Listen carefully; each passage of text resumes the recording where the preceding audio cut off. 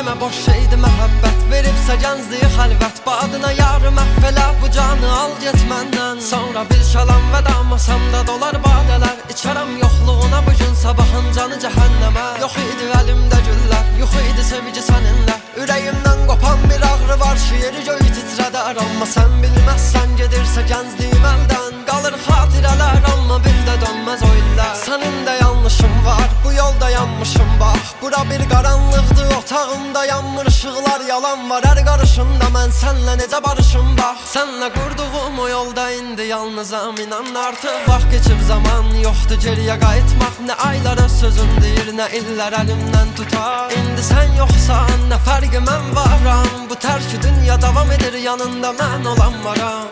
Mən ən gözəl günlərimi sənlə yaşardım. Dil dolaşarmı, qürurum həddini aşarmı? Bir acı söz bir ev yıxar bərabərində. Mənim itirdiyim yıxılan əmin o evim sənsən. Demə boş şeydi məhəbbət, veribsə gəncliyi xəlvət. Badına yarı məhvələ, bu canı al get məndən. Sonra bir şalam vəda, masamda dolar badələr. İçərəm yoxluğuna bugün, sabahın canı cəhənnəmə. Yox idi əlimdə güllər, yox idi sevici səninlə. Ürəyimdən qopan bir ağrı var, şiiri göy titrədər. Amma sən bilməzsən, gedirsə gəncliyim əldən. Qalır xatirələr, amma bir də dönməz o illər.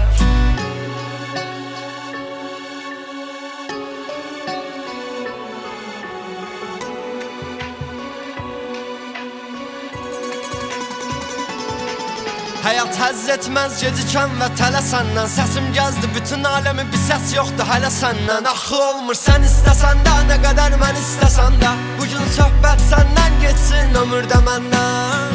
Bir gərəksiz könül var, çətin sevgilim. Nə asan istəmirəm mən, nə qəliz sevgini. Ayrılıq intizarımız üzər tək məni.